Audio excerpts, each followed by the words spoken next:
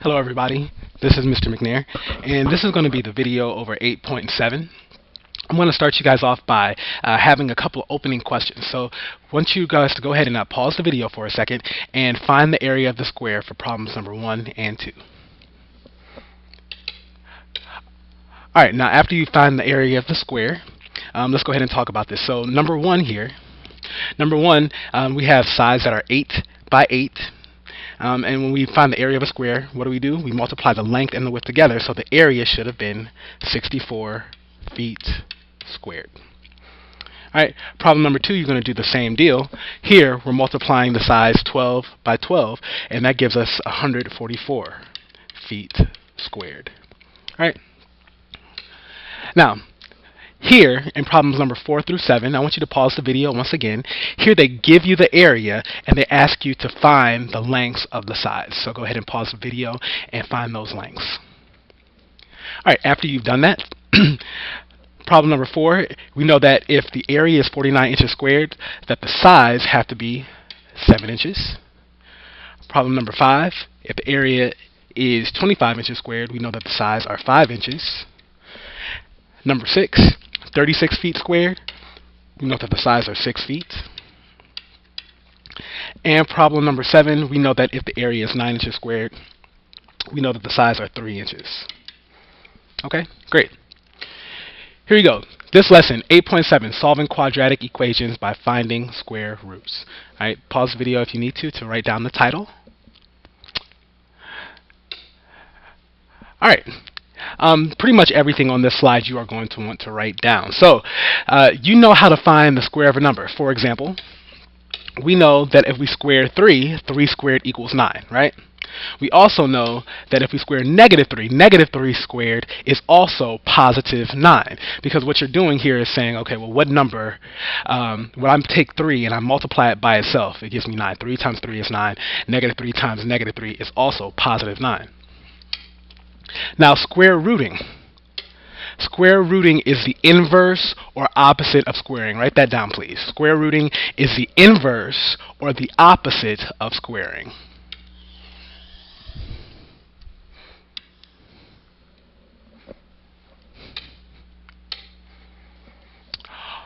Once again, you want to write this down. All positive real numbers have 2 square roots, a positive square root and a negative square root. Square roots are written with a radical symbol. Okay, this symbol here, this symbol is called a square root or a radical sign. Okay, also going along with that, the number or expression inside the radical is called the radicand. Alright, and once again, you want to pause the video and write that down. Alright, so for example, I'm just going to put this under here. If you had the square root of 9, this is saying the positive square root of 9, this number here, the 9, is what's called the radicand. And the symbol is the square root or the radical. Okay? So let's go on. If they want you to calculate the positive square root of a number, they'll just have the square root symbol or the radical symbol. If they want the negative square root of the number, they'll put a negative in front of it. And if they want both, then they'll put positive and negative square root. Okay, just real quick before I reveal what's under this block, let's go back to the number 9 here. When we said that all positive numbers have 2 square roots, a positive square root and a negative square root, the question really is, here, the square root of 9, what number, when I multiply it by itself, gives me 9? Well, that's 3, right? But we also know that when we're dealing with the square root of 9, what other number, when we multiply it by itself, also gives us a positive 9? Well, we also know that negative 3 times negative 3 is also positive 9. So that's why we say that all positive numbers have 2 square roots, a positive number and a negative number. Okay? So, that being said, I might give you a problem that looks like these. You want to write these down. We'll do this one together. So, here, they're saying evaluate the expression. In part A, the square root of 64. Well, once again, this is saying what number, when I multiply it by itself, gives me 64. And they want the positive answer. Well, that answer should have been 8. In part B, same deal. What number, when I multiply it by itself, gives me this radicand, 144? Well, that's 12. But they don't want the positive answer. They want the negative answer. So that answer is negative 12. Same thing in problem C here. What number, when I multiply it by itself, gives me the radicand of 16? Well, we know that that is 4. But they want the positive and negative answer. So you could do that in two ways. You could either write 4 and negative 4, or you could actually just write positive and negative 4 with this symbol here. That means both positive 4 and negative 4. Now part D, this one throws people off a lot. What number, when I multiply it by itself, gives me negative 4? The radicand of negative 4. Well, there isn't one, right? Alright, because some people say, well, negative 2. But remember that negative 2 times negative 2 is still positive 4. So that doesn't work. Okay? There is no number, when you multiply it by itself, that gives me a radicand of negative 4. So this here is what we say is no real solutions. Alright, and when I come back, we'll talk about why they say no real solutions and not just no solutions. Okay? Alright, I want you to go ahead and take some time. Go ahead and write down these 4 problems and calculate those for me. Notice here that it says give the exact value if possible. Otherwise, approximate to the nearest hundredth. Alright, so not all of these are going to be whole numbers. Some of them are going to be decimals. Alright, after you've had some time to work on this on your own, part A, the square root of 100, what number, when I multiply it by itself, gives me 100? Well, that's 10. And once again, they wanted the positive version of that. Part B, they want the negative square root of 5. So here, 5, the square root of 5 is 2.23606, blah, blah, blah, blah. Keep on going, right? And they want the negative of that. Well, they said approximate it to the nearest hundredth. So the hundredths place is how many after the decimal? Well, it's 2. 1, 2. So this is the hundredths place. So to round to the nearest hundredth, once again, you go to the right of that number and say, okay, if that number is 5 or higher, we round up. So this rounds up to negative 2.24. So this will be our answer for part B. All right, negative 2.24. Alright, going on to part C. They want the positive square root of 23. So, once again, this is going to be for number 23. This is 4.7958, blah, blah, blah. Keeps on going. And once again, we're going to round to the nearest hundredth. So we go to the hundredths place, which once again is the second place over from the decimal. Look to the right. And then, since this is 5 or higher, we're going to round up. So this is going to become 4.80, or just 4.8, because those are the same thing. So this is the approximation here, approximately 4.8. Alright, and then number 2D, here they want the negative square root of 81. Well, what number, when I multiply it by itself, gives me 81? That would be 9. So 9, and then once again they want it to be negative, so we're just going to drop that down there and make that negative 9. Great. Moving on. Here, this says evaluate b squared minus 4ac when a equals 1, b equals negative 2, and c equals negative 3. Go ahead and write that down real quick. So, to do this problem, obviously when it says evaluate, that just means to plug in the values. So, we're going to square root b squared. Well, what is b squared? Well, that's negative 2 squared minus 4 times a. Well, we know a is 1, and c is negative 3. Okay? Now, one thing I do want to bring special attention to, don't forget, if you have a negative number and you're squaring it or you're raising it to an exponent, you should put it in parentheses like we did with that negative 2. Now, once again here, I would suggest that you calculate the radicand first. Calculate everything. Forget about this. Forget about this radical sign right now. Okay, forget about that for right now. Just calculate the radicand. Plug in your calculator negative 2 squared minus 4 times 1 times negative 3. All right, when you do that, negative 2 squared minus 4 times 1 times negative 3, the value that you get out is 16. All right, this value comes out to be 16. And then, after that, we're going to bring back down this radical symbol. Okay? And what is the square root of 16? Well, the positive square root of 16 is 4. So that's our answer. Okay? So once again, calculate the radicand first. Bring it in, and then square root it. Okay? I would not suggest that you try to calculate the whole thing. Don't do the whole thing yet. All right? Do it one part at a time. All right. Go ahead and try these two on your own. After you've tried them, you can unpause the video and check your answers. All right. So for this first one, we have 2 squared. Excuse me, not 2 squared. B is 3, so we have 3 squared minus 4 times A, which is 2, times C, which is negative 5. When we calculate the radicand, 3 squared minus 4 times 2 times negative 5, we get 49.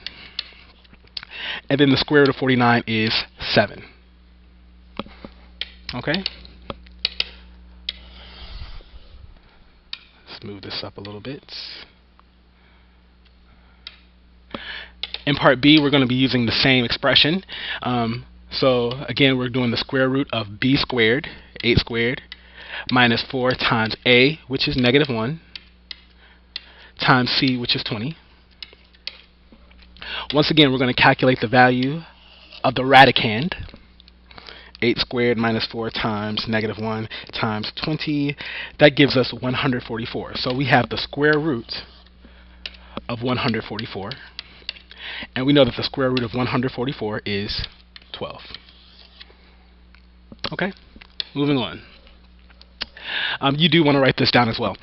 Solving quadratic equations. When solving for a variable, you must find all of the solutions. When solving for a variable, you must find all of the solutions. Meaning, if there's a positive square root, you need to find the positive answer. If there's a negative square root, you have to find the negative answer. You need both the positive and negative answer when you're solving for a variable.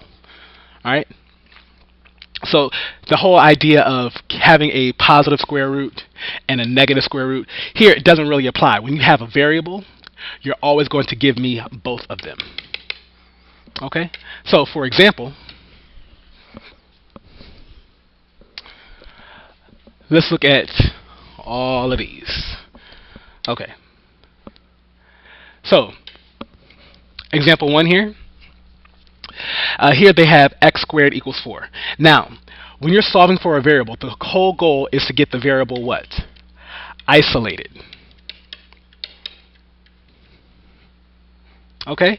So, here, we want to know what is keeping this x from being alone. Well, what's keeping the x from being alone is this squared. Now, to get rid of a squared, what do? The opposite of squaring, we said at the very beginning, is square rooting. So watch what we do. To get rid of a squared, we square root. Whatever you do to one side, you have to do to the other. Okay? This squared, let me use a different color here. This squared and this square root will cancel each other out. So a squared cancels with a square root and just leaves you with x. Okay? A squared and a square root cancel. Got to get that in your mind. Now, here we have the square root of 4. Well, what's the square root of 4? 2. But remember, all positive numbers have 2 square roots. So here we want positive and negative 2. Okay? When you're solving for a variable, how many of the solutions do we want? All of them. So once again, we put positive and negative 2 there. All right, same deal here with part B. To get rid of a squared, we square root. So opposite of squaring is square rooting. Whatever you do to one side, you do to the other.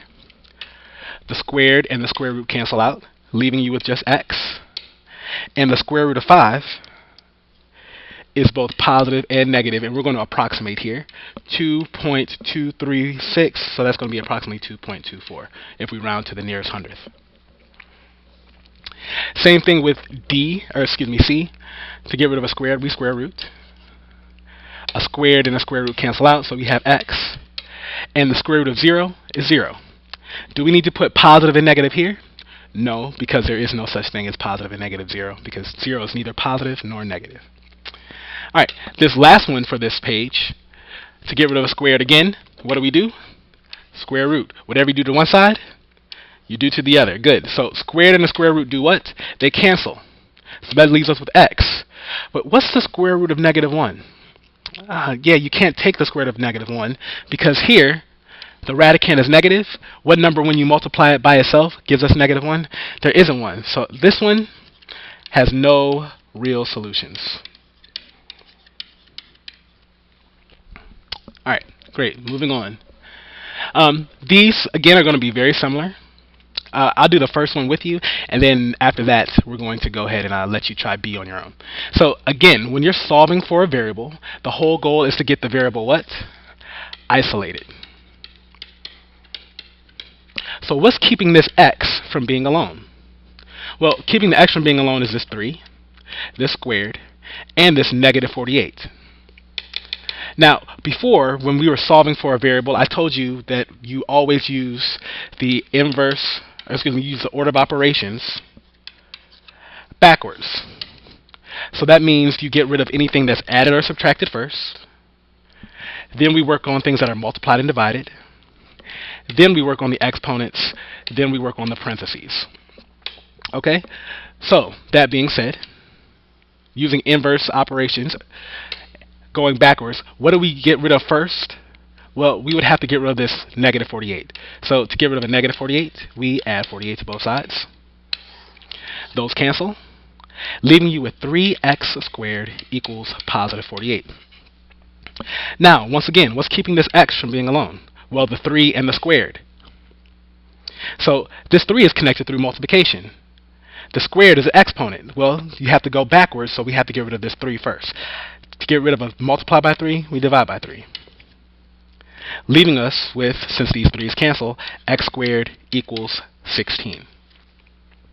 Again, this x is not by itself. We have to get rid of a squared, and we know the inverse of squaring is square rooting. What happens to a squared and a square root?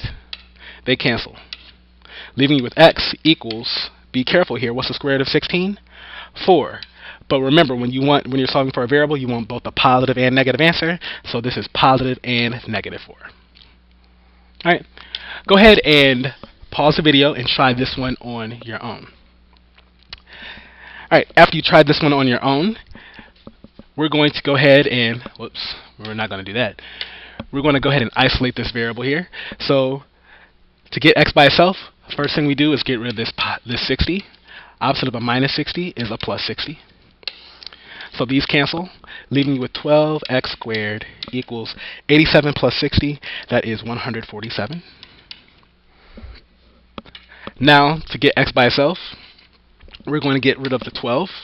Opposite of multiply by 12 is a divide by 12. So we get x squared equals 147 divided by 12, which is 12.25. And to get rid of a squared, we do what? Square root. So whatever you do to one side, you do to the other. So the squared and the square root, they cancel, leaving you with x equals the square root of 12.25, 3.5. But once again, when you're solving for a variable, how many other solutions do you want?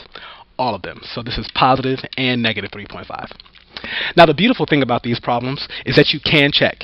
Plug them in one at a time. When you plug 4 in for this x squared, it'll work. When you plug negative 4 in, it'll work. When you plug positive 3.5 in for x, it'll work. And negative 3.5 will also work. Okay? Now, the last part of this is related to word problems. The following object model is the model that we use to calculate how long something takes to do what? Fall. All right. So the following object model goes like this: h equals negative 16 t squared plus s. That's the following object model. Where h, this is the ending height.